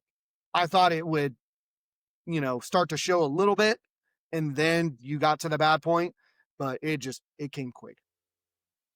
Yeah, I think unfortunately they're pretenders as well until they Yeah. can get a true number 1. Even with Keon Coleman back, I don't think that fixes their problems. You have a really good Josh Allen who kind of just always gets to the playoffs by his own sheer will, and he makes plays happen. But unfortunately, I think with him and James Cook isn't enough Yeah. to get it done. And I think that unfortunately, if they play a good team, I think they can beat a good, like an easy team like a Jags or Houston or Right. Steelers or something. But I don't know if they can go far and beat like a Ravens team or beat a Patriots team. Those are the teams where I don't really feel confident, or a Chiefs team if the Chiefs sneak in. So next one I got is, what is going on with Lamar Jackson? So I kind of gave a little hint to this earlier. He is coming back off of injury. He didn't play for a long time. His knee's still a little messed up. Is that, like, to me, I go, it's just he's playing so bad. We never seen Lamar play this bad. It's been a really long time. So I think when you consider him Mr. Reliable, it's hard as a fantasy owner to have him, because I have him in almost every league. First year I've ever drafted him too. But I mean, is that what's going on? Is it mental? Is it just the team? Is it the defense? I mean, what do you think? I think it has to be the defense, because the defense is doing them no favors. They're not really putting them in good enough positions, in my opinion. Not not so much to the level that, Lamar's only used to having his defense putting him in those good situations. I don't think that's it at all. You've seen Lamar run down the field no problem, but I think he's used to his defense giving him support, where right now they're like on a lifeline. You're it looks like when you were 13 years old playing Madden and your offense was number 1 in the league, but your defense was number 32 because you kept calling a fire blitz playing on rookie. That's kind of what it looks like right now. And so it Right. it kind of sucks. Like, it really sucks. I don't think it's a Lamar issue. I think I'm not even going to say a team issue. I think it's a defensive issue. Hmm. And and and I do want to put out there, I think they do need a true number 1 receiver as well. I think they're kind of in the situation of the Bills and the Chiefs, where they've gotten away with it for so long, because, I mean, you got an amazing running back in Derrick Henry. A lot of people say he's starting to slow down now. It's not that. That offensive line is just not looking very good either, to be honest. If you Yeah. watch them, majority of the time they're all getting beat. So it's not really all that great. But I think they're also starting to slowly fall into that trap. Yeah, that's definitely a good take on the defensive side that I didn't even think about. Um, the next one I got for you is, are the Colts contenders in the AFC still with the OT loss to the Chiefs? So yes, the Colts are going to go to the playoffs. That's not what I'm Yeah. saying. It's more of like contenders, like Are contenders they versus going to go pretenders. far? Do you think they can beat a good team in the playoffs? I think they can. I think right now it's weird to say because it doesn't make sense. You look at the roster and you're like, okay, the roster's not really all that great. So the reason why they're doing so well is because it's got to be coaching. But in my opinion, their problem actually is the coaching. Because, I mean, you see all the mental errors that are happening. They got rid of a Donnie Mitchell who had the fumble right before the goal line. They would have beat the Rams, in my opinion. They would have beat the Rams if he would have scored there. Um, Then you watch what their defense does, because, one of my boys at work is a huge Colts fan. We talk about it all the time, right? Colts are in the division, so I watch them a lot. If you notice, when they get the leads, which they're normally leading, once we get to the second half of the game, they start to go into a zone defense and they play a lot of zone. When you play zone, there's always holes, and it's very easy for them to find. I think what they need to do is fire their defensive coordinator. They need to get him out of there. They need to get their GM out of there as well. And once they fix that coaching issue, that is what's setting them apart, is this coaching gap. That's what I believe, because who'd they lose to, right? You had the Rams, Sean McVay, amazing coach. Andy Reid, amazing coach. So a lot of their losses against good teams are coming, in my opinion, from coaching gaps. That's where I think the problem is actually lying. Interesting. Yeah, I don't know if they get rid of their defensive coordinator though in the middle of They the season, should. especially when they're playing well. They Well, I won't, I but know, same with the but I'm GM. I'm saying they Yeah. should though. I think at the end of the season, sure, I think it's definitely an Yeah. argument when they lose. I'm actually right here trying to pull up the Super Bowl, like the NFL playoff stuff. Mhm. So the Patriots are number 1 right now at 10-2, Broncos 9-2, Colts 8-3, Ravens, Chargers, Jaguars, Bills. Then on the cusp you have Texans, Steelers, Chiefs, and Dolphins and no shot. So I think when I look at these teams, like, Do I think the Colts can beat the Patriots? I don't know. I think I like the Patriots team a little bit better right now. And I still think those are pretenders too. I Yeah, think they can beat the Broncos. I think they can beat the Broncos. yeah. The Ravens would be an interesting matchup with a full-on, ready-to-go Lamar. The Chargers would be an interesting matchup if they can get some of their defensive players back. The Jaguars would be interesting too, depending on how that all pans out with That's the addition of Jacoby Myers that's a and their good divisional defense. too. And I don't know if they can beat the Bills. I think yes. I think if the Bills are playing away, they have the best shot. But if the Bills somehow move up the ladder and can, well, they won't win the division, right? Because that's the Patriots, Who? the Bills. Yeah, they're AFC Yeah, East. yeah. So I mean, as long as the Bills Colts would have to don't lose come that in the wild division, card. yeah, the Texans would have to come in and just, or the Jags would have to win that division in the Jags would AFC have to, South. yeah. Um, I think the Colts can beat the Bills only because it's an away game for the Bills, but I don't know how they stack up against Patriots, I Chiefs. think Obviously, we saw that I a think full like a playoffs Chief, not a right. regular season Chiefs, I playoffs think Chiefs. the Chiefs, I think Buffalo, and I think Jacksonville would be the only 3 teams that I heard that I think would actually beat them. I think that they would beat the Patriots, um, based You off think of they'll a beat the player. Patriots? Yeah, I think so. I think Oh, I so. don't know. I think if the Patriots went against them and the Patriots won, I think it would once again only further prove my point of the coaching gap. But player wise, I think that the Colts have the better opportunity. Hmm. Yeah, so I don't know. I think the Ravens and the Patriots and Chiefs and Bills can possibly win, I but I don't think I it'd be don't tough think for the Bills to beat them. I don't think the Ravens are gonna do shit. They're absolute garbage right now. Absolute garbage. I can't buy Oh, into them at the rate that they're playing. There's no way I can that's buy fair. into them. Well, there's still six more weeks. I know, No, five I more know, weeks left. I know. So we'll see. But yeah, that's just my thoughts. I think they're gonna have an interesting way there, if that makes sense. I don't know. Yeah. I just don't. I don't know. That's a big red flag, I guess, to me. I'll let you answer this because I don't. I'm kind of non-biased on this one, I guess. Is there hope for Cam Ward after the comeback versus Seattle, or was it just like kind of a one-time thing? Uh I think there's hope for him because if you start to look at his stats, he does get better and better and better and better and better. Sometimes the stats don't show it. The gameplay really does. I've watched the Titans all year. Um, you can start to see him play better as it goes. So, in my opinion, now that they're starting to let him run and rush, he's doing better. And I think now defenses are starting to adjust a little bit more because if you look at Cam Ward, uh, I believe the past 2 games, I believe the past 2 games, they've been letting him run more. It's either the past 2 games or the past 3 games. They've been letting him run more, and he's actually averaging like really well. It is the past 2 games.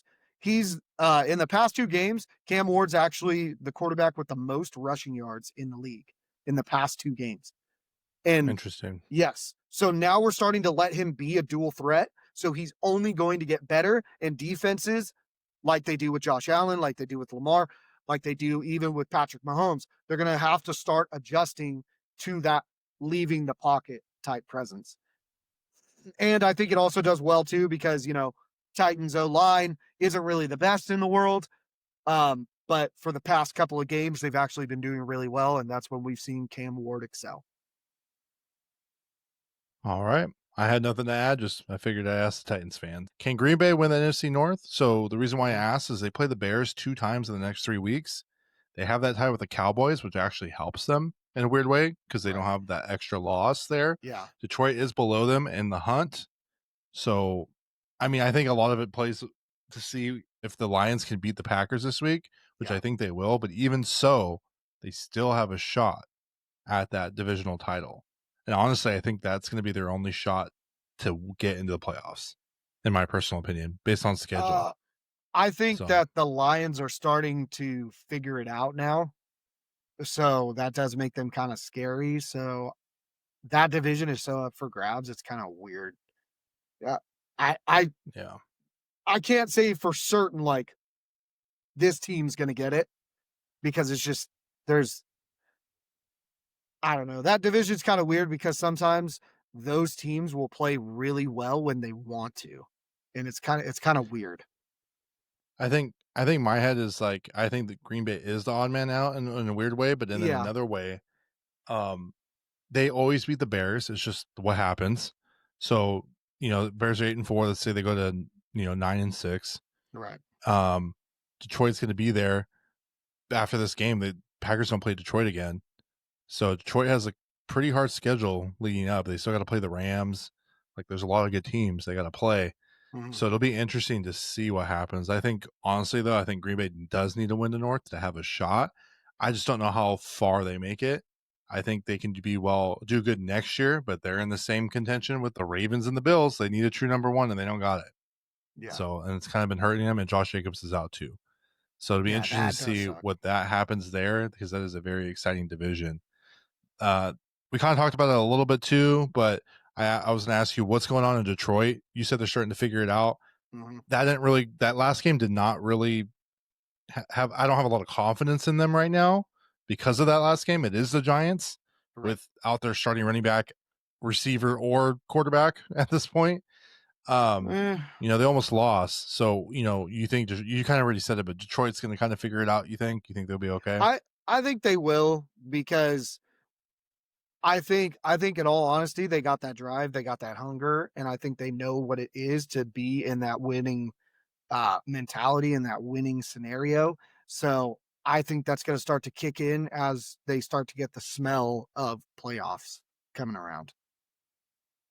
So this next question I kind of just moved up because I feel like it's more in a better flow. So Mhm. are the Bears pretenders? So in my opinion, I think so because I think if they drop 2 games to Green Bay, they're going to be the odd man out, Yeah. unfortunately. Which doesn't mean that they're bad. I just think that it's a first year. Ben Johnson, I think they'll do well in the upcoming years. They're built for the future, but I think right now they're still trying to figure it out. I just think that division's tough, man. They haven't played a lot of their division quite yet. Yeah. So Yeah. I think I think as a Bears fan, you knew that they weren't going to go straight out the gate and start dominating or anything like that with Ben Johnson being there. I don't think anybody thought that. I don't even think that Bears fans thought it. Were they excited for it? Sure, 100%. I was excited for the 1-9 Titans. So God only knows what they were, but this should be good. I would be excited if I was a Bears fan because this is a step in the right direction. You could see that they just need a couple little pieces, mainly, uh, in my opinion, on defense. Get that a little bit better, and then once you get kind of those key positions, I think that you should fill in your running back spot, and I think that you should fill in your wide receiver for healthier options because a lot of your starters seem to get injured. So find those younger guys, maybe pick up some good depth in free agency. That's what I think you should be doing there, but you should be drafting and looking for more defensive oriented, fill in with free agency depth at offense. this next one is more of a sidebar. I don't even have it in the notes here. Do you know who the only team that's eliminated from playoffs is right now, currently? Should be the Giants. Yeah. Yeah. The Giants have been eliminated from playoff The contention. Titans at 1-9, baby. We're still in the hunt. Let's Still got go. it. They're still So shot. They're see, still hey, shot. look at that.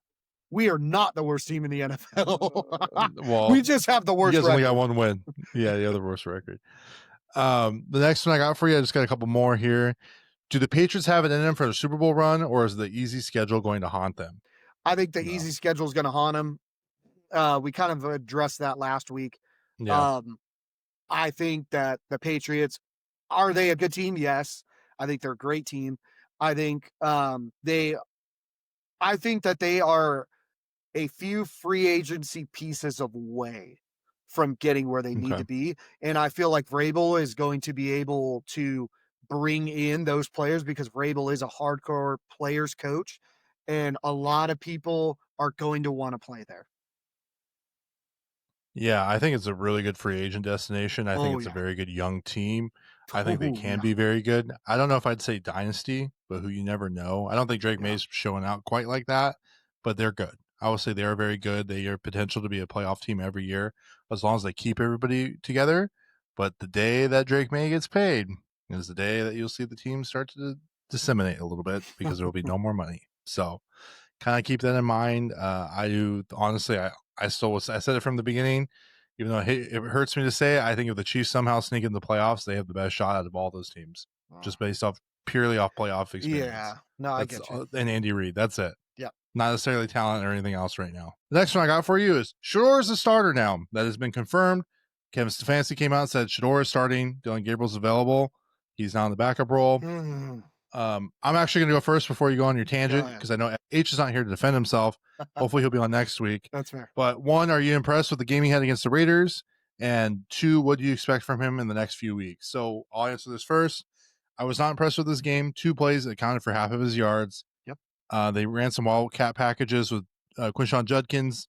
You know, I think they're kind of doing their best. I think Shador gives them a morale boost. I think the fans wanted Shador and the media wanted Shador. And so I think this is what it currently is. Kevin Stefanski is probably just like, hey, I'm giving you what you want. Keep me as your coach. We'll figure it out type of thing. And there's no reason to bench him. If he has a terrible game, then I think there's another conversation to be had where they'll probably bring back in Dylan Gabriel. But as of right now, not impressed, but I think that he'll be consistent what he did against the Raiders, is my opinion. I think honestly, I didn't expect you to actually look at it that way. I 100% agree. If you look at his passes, he only had one big pass, and the coaching staff showed what I thought. If you notice, they only gave him short passes. They gave him all these plays with short passes because, like I said before, he's a short pass king. He is nothing more. He cannot accurately throw those deep bombs. Did he get a nice deep bomb? Yes. Should that have been a touchdown? Yes. That would have looked great on his highlight reel. And I even told you last week, if he pulls out the win, it'll probably be him starting, which I was right. So when it comes to Sanders and what I saw, a lot of people are like, oh, he needs a full week of practice, blah, blah, blah, to get good. No, it's not going to change anything because the problem is a boy is trying to lead men. It's not going to work. It's not going to work. He as a player might be better, but those dudes are not going to buy into this dude that cares more about his rap career and dancing during practice, dude. Kind of weird, in my opinion, but whatever. All in all, I don't expect Shador to do a whole lot. And if I was a defensive coordinator, especially with the Niners and Saleh, him being a veteran defensive coordinator, he's going to know exactly what to do. He's going to force him to throw deep. He's going to force him to throw deep, and he's not going to be able to do it. It's as simple as that. Even with a second string defense, not going to matter. Not going to matter at all. He's going to make him throw deep, and you're going to watch his inaccuracy. You're going to watch him do nothing. So I don't expect anything out of this dude this week. Well, and expect receipts for next week. I cannot wait. I cannot wait. Yeah. And if I'm wrong, I'm a man. I'll own up to it.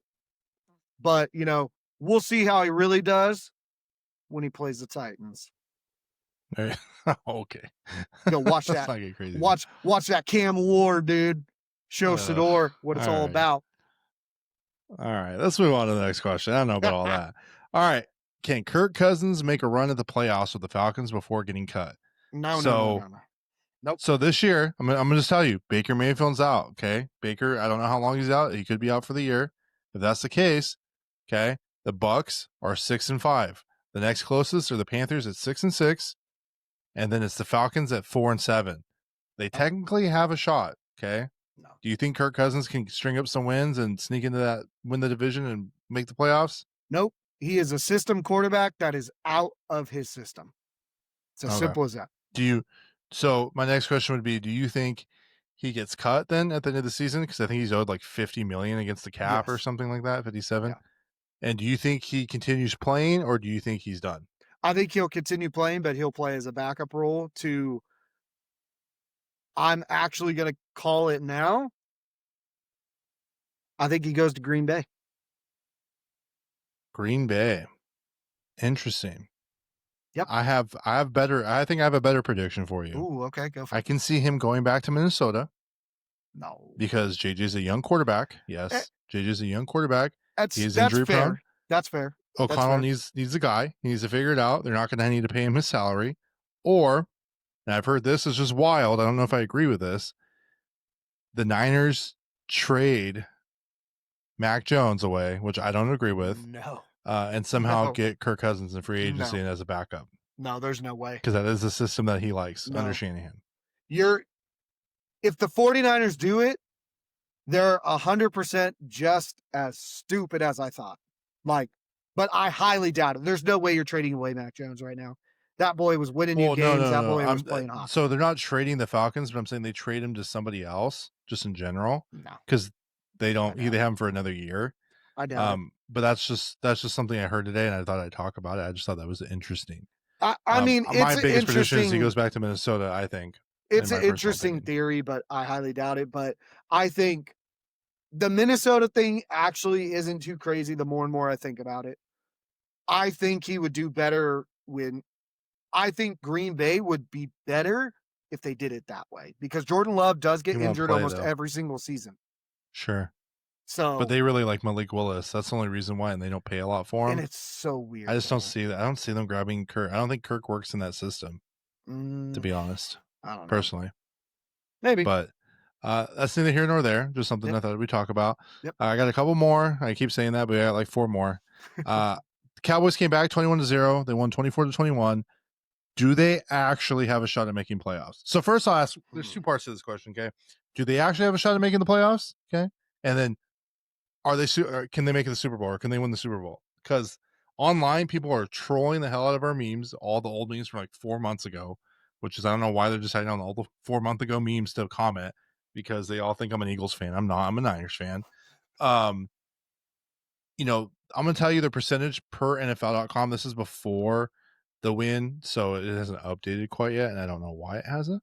But there are only 8% chance to win. I think that's probably a little higher now, but they're not going to win that division from what I understand. Yeah, they're not going to win that division. Okay. So do you think they have a legitimate shot, or do you think it's no? Okay. I like the Cowboys. Like I really do.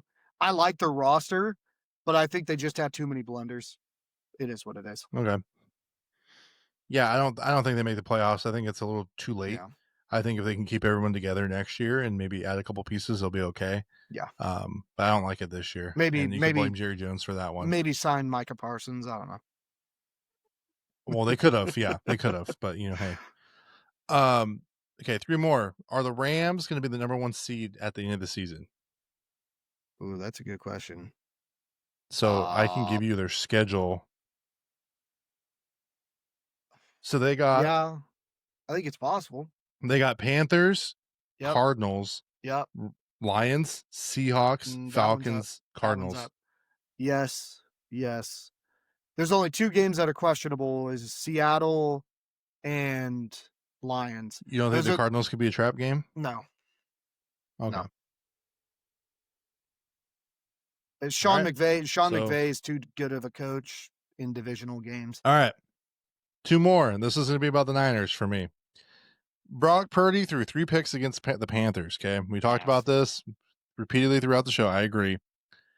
So, a 2-parter. Who should be the starter in San Francisco, and who gives them the best shot to win?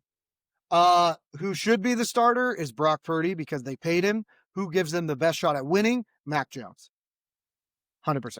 Okay, well, I will say who should be the starter should be Mac Jones, just based on stats and his level of play, and Purdy is hurt. And 2, who gives him the best shot? I think it's Mac Jones. I've been saying it all year. All right, last one I got for you. All right, last one I got for you. Love it. Brandon Aiyuk. This is a fun one, though. Brandon Aiyuk had all his guarantees wiped away. Dude. What happens next? Oh, my goodness. Isn't that wild? Did you not see that? Oh, did you see that? Man. Yeah. So they did that in the training camp. No one said nothing. A lot of people didn't know. He hasn't been with the team. I guess they had that injury clause. So what I've heard, I don't know, it's a rumor Okay. that Jimmy Garoppolo, when he got hurt, he was rehabbing in LA rather than rehabbing in Santa Clara with the No Niners. way. So that kind of gave them a little bit of PTSD or trauma to add that into Ayuk's contract. Well, Ayuk wasn't really attending team meetings, and yeah, he was rehabbing, but it wasn't with the team. So they said, "Hey, we're gonna take away your guarantee," and that's it. So Ayuk has been ready to come back for weeks now, but they're not going to bring him back because, well, I get it. I think he's a cancer to the locker room. Whenever you don't want to play somewhere, why are they going to keep you there? It doesn't make Right. sense. Um, but the real question is, what happens next? Do the Niners try to trade him? They still technically No. have him. Do they No. cut him?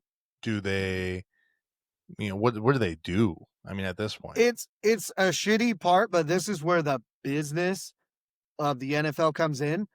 If I and the other 31 teams and I'm looking at this situation, I need a wide receiver.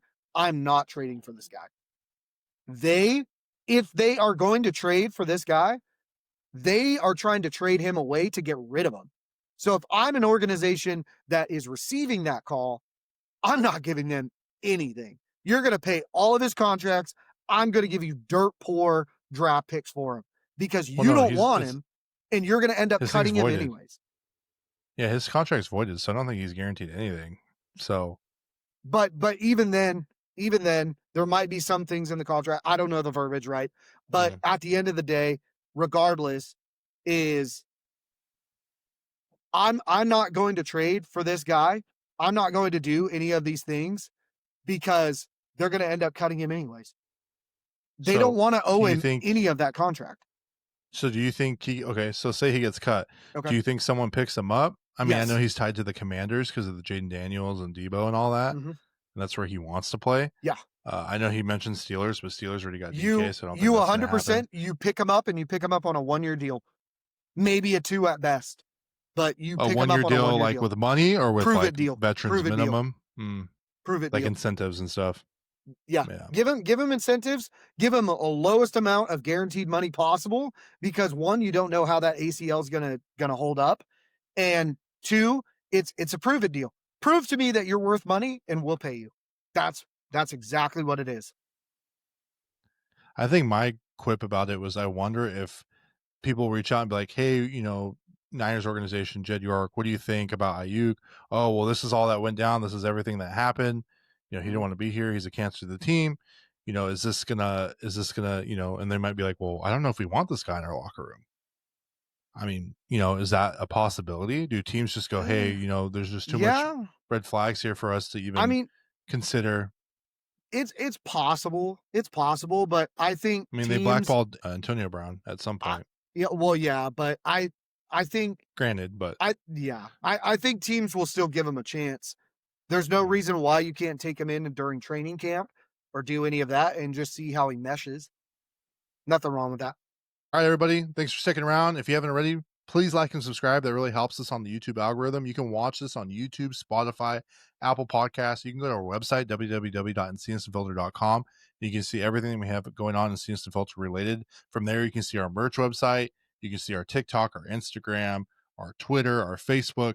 Literally all of our socials, everything we have going on is there directly in the website. You can see all the other shows that we have going on as well.